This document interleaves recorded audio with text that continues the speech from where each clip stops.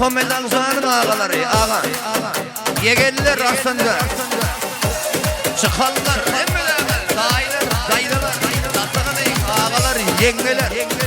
Komşuluk veriyorlar. Tevhid insan. Oynanayım.